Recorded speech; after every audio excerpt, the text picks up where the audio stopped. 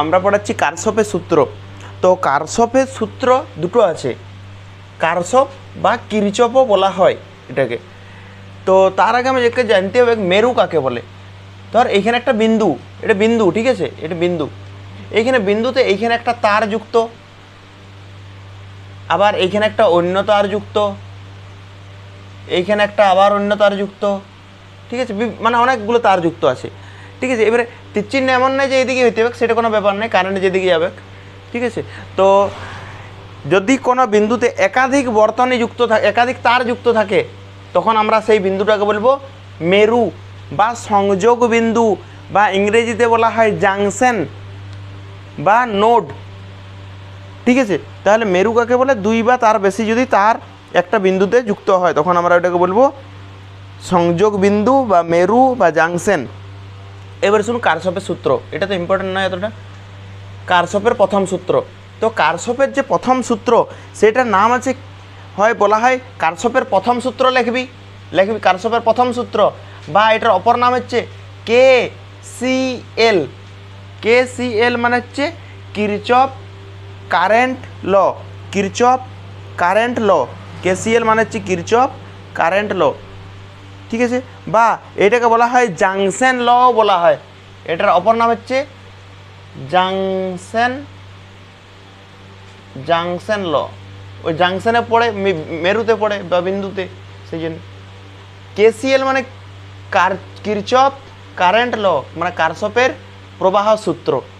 বাংলাতে হচ্ছে কারশফের প্রবাহের সূত্র বা কিরচফ কারেন্ট ল, জাংশন ল, বা এটাকে ফার্স্ট ল বলবি, কিরচফের ফার্স্ট ল। দেখ লটা তো পুরোপুরি মনে রাখার কোনো দরকার নেই, ভাষাটা এত ভালোভাবে মনে রাখার দরকার নেই। তো আমি প্রথমে বোঝাচ্ছি, ঠিক আছে। ধর এইখানে একটা কোনো বিন্দু আছে, এইখানে বিন্দুতে এইখানে একটা তার যুক্ত আছে, এইদিকে কারেন্ট যাচ্ছে, এটাতে কারেন্ট, আবার এইখানে একটা তার যুক্ত আছে, এটা তো কারেন্ট যাচ্ছে, এইদিকে একটা তার আছে, এটা তো কারেন্ট যাচ্ছে। এইটাতে আমি কারেন্ট ধরলাম I1, এইটাতে কারেন্ট ধরলাম আমরা I2, আর এইটাতে কারেন্ট ধরলাম আমরা I3। তো এইখানে আমরা বলতে পারি যে প্রবিষ্ট প্রবাহ মাত্রা, প্রবিষ্ট মানে এন্টার যে করছে, যেগুলো প্রবেশ করছে, প্রবেশিত প্রবাহ মাত্রা, প্রবেশিত লিখে দিচ্ছি, প্রবেশিত প্রবাহ মাত্রা, প্রবেশিত প্রবাহ মাত্রা সমান নির্গমন প্রবাহ মাত্রা, নির্গমন প্রবাহ মাত্রা। এটার মানে কি? মানে কোন কোন প্রবাহগুলো প্রবেশ করছে। দেখ এই বিন্দুটা, এই যে ও বিন্দুতে প্রবেশ করছে কোনটা? একটা হচ্ছে I1 প্রবেশ করছে, আর একটা হচ্ছে I2 প্রবেশ করছে। তাহলে প্রবেশিত প্রবাহ মাত্রার যোগফল, প্রবেশিত প্রবাহ মাত্রার যোগফল সমান নির্গমন প্রবাহ মাত্রার যোগফল। তো প্রবেশিত প্রবাহ মাত্রা কটা আছে এখানে? এখানে প্রবেশিত প্রবাহ মাত্রা আছে দুটো, একটা হচ্ছে প্রবেশিত প্রবাহ মাত্রা, এটা হচ্ছে I1, তাহলে প্রবেশিত প্রবাহ মাত্রার জায়গায় প্রবেশ করছে I1, আর এটি প্রবেশ করছে, এটাও তো প্রবেশ করছে I2টা, তাহলে প্রবেশিত প্রবাহ মাত্রার যোগফল, তাই I1 প্লাস I2 সমান আছে, সমান দিলাম, নিয়ে আছে নির্গমন প্রবাহ মাত্রার যোগফল।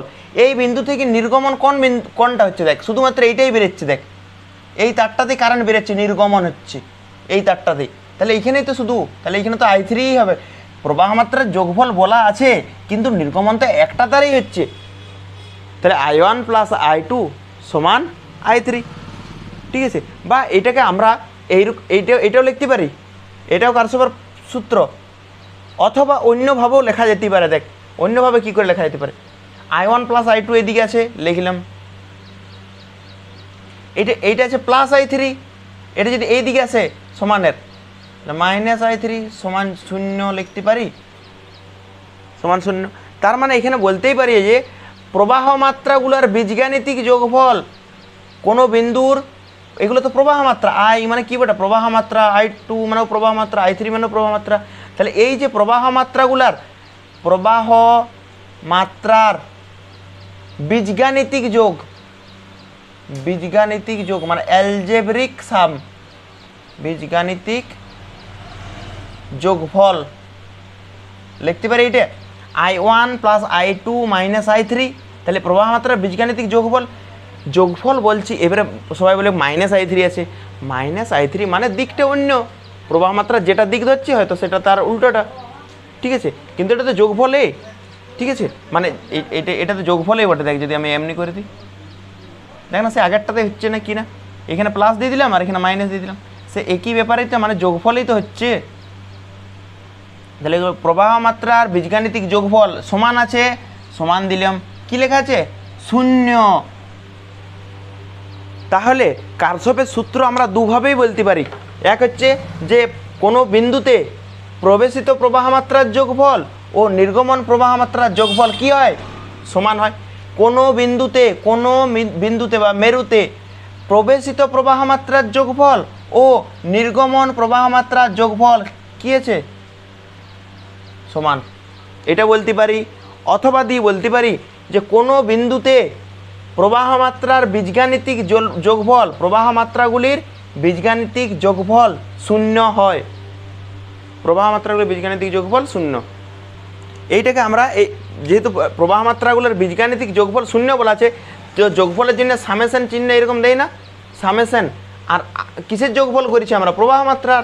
প্রবাহ মাত্রা মানে প্রবাহ মাত্রা কী দ্বারা লেখা, আয় দ্বারা। নি সমান আছে, সমান দিলাম, 0 আছে, 0 দিলাম, তাহলে সামেশন অফ আই সমান 0। মানে সামেশন মানে কি যোগফল, কার যোগফল, আই মানে কি বটে, প্রবাহ মাত্রা। তাহলে প্রবাহ মাত্রাগুলার যোগফল 0 হয়, ঠিক আছে। দেখ এইরকমভাবে ভাবতে পারি যে প্রবেশিত প্রবাহ মাত্রা সমান নির্গমন প্রবাহ মাত্রা। যদি এরকম ভাবি পরেও এইটা আনা যায়, আর না হলে দেখ আর একটা উপায় আনা যায়, এগুলো তোরা নিজের মতন করে লিখে নিবি, ঠিক আছে। আরেকটা কীভাবে লেখা যায়, এটা এইভাবে তো লিখলাম আমরা, এইটা অনুসারে কীভাবে লিখবো দেখ, আমরা দুটো ভাষা বললাম কারশফের সূত্রে। তো এইটাতে আমরা কি করব, যেগুলো আমরা ধরি সবাই এটাই ধরে, ঠিক আছে, এটাই স্ট্যান্ডার্ড। ধরি প্রবেশিত প্রবাহ মাত্রাগুলোকে আমরা ধরব প্লাস, আর নির্গমন প্রবাহ মাত্রাকে ধরব আমরা মাইনাস। নির্গমন প্রবাহ মাত্রাকে ধরব আমরা মাইনাস, এইটাই ধরা হয়। প্রবেশগুলোকে ধরা হয় প্লাস আর নির্গমনগুলোকে মাইনাস। তাহলে আমরা এই সূত্রটা জানি যে প্রবাহ মাত্রাগুলোর বীজগাণিতিক যোগফল 0 হয়, তাহলে প্রবাহ মাত্রাগুলোর বীজগাণিতিক যোগফল। তাহলে এইখানে একটা প্রবাহ মাত্রা দেখতে পাচ্ছি I1, তাহলে I1 লিখলাম আমরা। কিন্তু I1টা কি মাত্রা, প্রবেশিত না নির্গমন, মানে ঢুকছে এন্টার করছে না এক্সিট করছে, I1টা এখানে ঢুকছে এই বিন্দুটাতে, তাই তো। তাহলে যেহেতু প্রবেশিত প্রবাহ মাত্রা, সেই জন্য I1 এর আগে কী নেব আমরা, প্লাস। তারপর আমরা একটা I2 দেখতে পাচ্ছি, I2টা আগে দেখি, I2টা প্রবেশ করছে না বেরোচ্ছে, এই বিন্দুতে দেখ তীর চিহ্ন, প্রবেশ করছে, তাহলে প্রবেশ করছে মানে কি হবে, প্লাস। তারপরে আরেকটা দেখতে পাচ্ছি I3, তাহলে আগে I3টা লিখি আমরা। I3টা কী করছে দেখ, এই বিন্দুটার থেকে তো বেরোচ্ছে, তাহলে এই বিন্দুর থেকে বেরোচ্ছে, আর মানে নির্গমন হচ্ছে, আর নির্গমন প্রবাহ মাত্রা মানে কি হয়, মাইনাস। আর আমরা কারশফের প্রথম সূত্র থেকে জানি যে প্রবাহ মাত্রার বীজগাণিতিক যোগফল 0 হয়, তাহলে এইগুলো বীজগাণিতিক যোগফল, এই যোগফলটা কত হয়, 0। প্রবাহ মাত্রাগুলোর বীজগাণিতিক যোগফল হয় 0, তাহলে এইভাবেও লেখা যায়।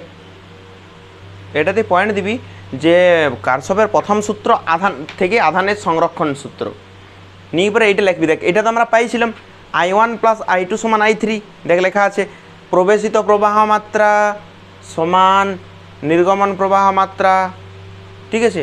তো আমরা এখানে ধরে নিলাম যে এই যে প্রবাহ মাত্রা লিখবি, ধরি প্রবাহ মাত্রা t সময় ধরে হচ্ছে,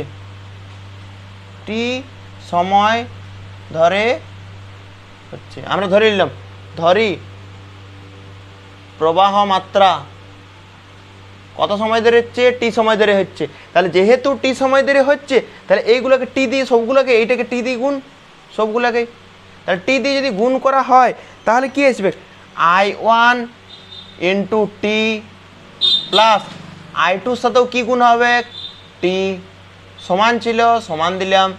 I3 আছে, I3 সাথেও কি গুণ হবে, I3 সাথেও টি। ঠিক আছে, এইবারে একটু ভালো করে লক্ষ্য কর যে I1T মানে কি মনে আছে? প্রবাহ মাত্রা সমান আধান বাই সময়। তাহলে প্রবাহ মাত্রাকে আই দ্বারা লেখা হয়, আধানকে কিউ দ্বারা লেখা হয়, সময়কে টি দ্বারা। তাহলে এই জায়গার থেকে কিউ সমান কি বটে? কিউ সমান আইটি, মানে আইটির জায়গায় কিউ লেখা যেতে পারে। তাহলে এইখানে আছে আইটি, আইটির জায়গায় আমরা কি লিখবো? আমরা কিউ। কিন্তু এইখানে আছে I1, সেখানে লিখলাম Q1, প্লাস আছে প্লাস দিলাম। আবার আছে আইটি, আইটির জায়গায় আবার কি লেখা যেতে পারে? কিউ। কিন্তু আই এর জায়গায় 2 আছে, তাহলে এখানে Q2 সমান ছিল, সমান দিলাম। ঠিক আছে, এখানে আইটি, আইটি মানে কি লিখতে পারি আমরা? কিউ। কিন্তু এখানে আছে 3, তাহলে এখানে 3 দিলাম। তাহলে আমরা এখানে বলতে পারি যে এইখানে কোনো আধান জমা হয় না, যতটা আধান প্রবিষ্ট করে ততটা আধান বেরিয়ে যায়। দেখ ছবিটা কেমন ছিল? ছবিটা এরকম ছিল, এই দিক থেকে আসছিল I1, এই দিক থেকে আসছিল I2, আর এই দিক বরাবর যাচ্ছিল I3। তাহলে এইখান থেকে আমরা বলতে পারি যে এইখান থেকে আসছে Q1 আধান, এইখান থেকে আসছে Q2 আধান, আর এইখানে বেরিয়ে যাচ্ছে Q3। এইটাতে আধান আসছে, আধান আধান প্রবাহ মাত্রা তো আই, আধানকে কি দ্বারা লেখা হয়? কিউ দ্বারা। তাহলে এইখানে আধান আসছে Q1, এইটাতে আধান আসছে Q2, আর এইটাতে আধান বেরিয়ে যাচ্ছে Q3। তার মানে এখানে কোনো আধান সঞ্চিত বা সৃষ্টি হয় না। মানে এই যে সংযোগ বিন্দু, এই সংযোগ বিন্দুটাতে কোনো আধান জমাও হয় না আর কোনো আধান উৎপন্নও হয় না। আধানের সংরক্ষণ নীতি মানে আধানকে সৃষ্টি করাও যায় না, আধানকে ধ্বংস করাও যায় না। এই দিক থেকে যতটা আধান আসে, এই দিক থেকে যতটা আধান আসে, এই দিকে সবটাই বেরিয়ে যায়। মানে এই জায়গাতে, এই জাংশন পয়েন্টে বা বিন্দুতে বা মেরুতে কোনো আধান জমাও হয় না, কোনো আধান নষ্টও হয় না। তাহলে কিরচপ প্রথম ভাসল আধানের সংরক্ষণ নীতিতে কাজ করে। মোট আধান স্থির থাকে আমরা বললাম, কিন্তু এমন নয় যে বিভব বাড়ালে আবার আধান স্থিরই থাকবে। ধর বিভব বাড়ালাম, ভোল্টেজ বাড়ালে বেশি কারেন্ট যাবে, আর বেশি কারেন্ট যাওয়া মানে আধানগুলো বাড়বে। এবার শুধু একটা আধানই বাড়বে কি? এই আধানও বাড়বে, এটাও বাড়বে, এটাও বাড়বে, মানে সে সংরক্ষণেই থাকবে। আমরা যদি ভোল্টেজ বাড়াই তাহলে পাওয়ারটা বাড়বে না, বেশি কারেন্ট যাবে না। ভোল্টেজ যদি বাড়াই তাহলে ভোল্টেজ যদি বাড়ে বেশি কারেন্ট যাবে, মানে বেশি আধান যাবে। তাহলে এটাও বাড়বে, এটাও বাড়বে, এটাও বাড়বে। ঠিক আছে, আর এই যে কিরচপ ফার্স্ট ল, এটা লিখে রাখবি যে এটা মুক্ত বর্তনীতেও অ্যাপ্লাই করা যায় আর বদ্ধ বর্তনীতেও অ্যাপ্লাই করা যায়। মুক্ত বর্তনী মানে বর্তনী হয়তো কাটা আছে, সেখানেও অ্যাপ্লাই করতে পারি, আর বর্তনী বদ্ধ আছে সেখানেও অ্যাপ্লাই করতে পারি আমরা কিরচপ ফার্স্ট ল।